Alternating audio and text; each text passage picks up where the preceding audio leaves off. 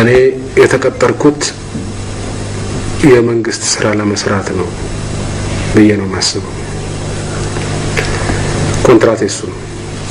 ከዛ ውጪ ኃላፊነት የለብኝም።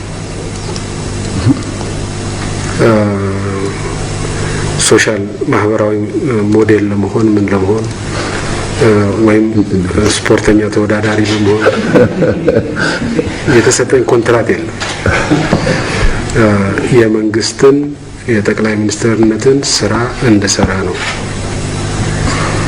ኃላፊነት የተሰጠኝ። ስለዚህ ህብረተሰቡ ከኔ የሚጠብቀው ስፖርተኝነት ወይም ደግሞ በየትምህርት ቤቱ በየክሊኒኩ እየሄደ በሽተኛ በማስታመም በማበረታታት መልኩ ይሄን ማድረግ ነውር ነው ለማለት አይደለም። ይሄን የማድረግ ኃላፊነት አይደለም የተሰጠኝ። ምለካውም መመዘነውም የተሰጠኝን ስራ በመስራት መልኩ ነው። የተሰጠኝን ኃላፊነት ወደዋለሁ፣ የተሰጠኝን ስራ ወደዋለሁ። ስለዚህ አቅም እስካለኝ ድረስ ብዙ ጊዜ እዛ ላይ ማጥፋት ፈልጋለሁ። በዚህ ምክንያት የተትረፈረፈ ትርፍ ጊዜ አለኝ ብዬ አልወስድም። 8 ሰዓት ብቻ አይደለም የምሰራው፣ ኮንትራቴ 8 ሰዓት ነው። ነገር ግን ስራውን ስለምወደው ከ8 ሰዓት በላይ ነው የምሰራው። ስለዚህ ብዙ ትርፍ ጊዜ አለኝ ብዬ አልወስድም። የተረፈውን ግን ለራሴ መጠቀም ፈልጋለሁ ከኮንትራቱ ውጪ ስለሆነ። ባለው ከቁም ነገር መጽሔት ነው። በህገ መንግስቱ መሰረት የሀገሪቱ ከፍተኛ የስልጣን አካል የህዝብ ተወካዮች ምክር ቤት እንደሆነ ይታወቃል። ያም ሆኖ ያስፈጻሚው የስልጣን አካል ቁልፍ ስልጣን ያለው በእርሱ እጅ እንደሆነ ይታወቃልና ብዙ ሰዎች ከዚሁ ጋር በተያያዘ የሀገሪቱ ከፍተኛ የደሞዝ ተከፋይ እርሱ እንደሆኑ አድርጎ የማሰብ ሁኔታ አለና ኢትዮጵያ ለጠቅላይ ሚኒስትሯ የምትከፍለው ደሞዝ ምን ያህል እንደሆነ እንደው እግረ መንገዱን ቢገልጹልን። ደሞዜን በተመለከተ ጸረ ሙስና የሁሉም ባለስልጣኖች ደሞዝ አውጥቷል ይመስለኛል። ካላወጣ እስከ ቅርብ ጊዜ ድረስ የነበረው 6400 ነው። የአሁኑ ጭማሪ ገና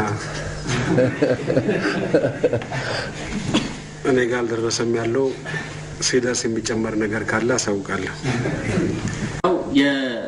ከ40 ዓመታት በላይ ሀገራችን ያስተዳደሩት የአጼ ኃይለ ሥላሴ በታሪክ ክፉም ደግም ታሪክ እንዳላቸው ይታወቃል።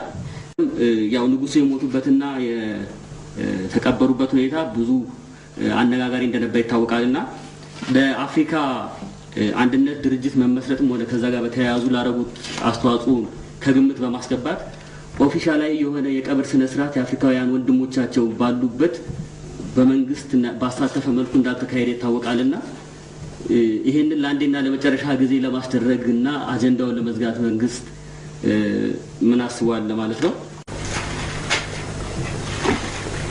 የንጉሱን ቀብር በተመለከተ የአጼ ኃይለ ሥላሴ ማለት ነው ያረፉበት ቦታ ከታወቀ በኋላ ተፈትሾ ተገኝቶ ለቤተሰቦቻቸው ተሰጥቶ ከቤተሰብ ቀብር አኳያ በተገቢው ክብር ተቀብረዋል ብዬ ነው የማስበው። ስለዚህ የቀብሩ ስነ ስርዓት ከነበረው ታሪካዊ ሂደት አኳያ ሊደረግ በሚችለው ልክ ተሰርቷል። የዛሬ 30-40 ዓመት የተፈጸመ ጉዳይ ነው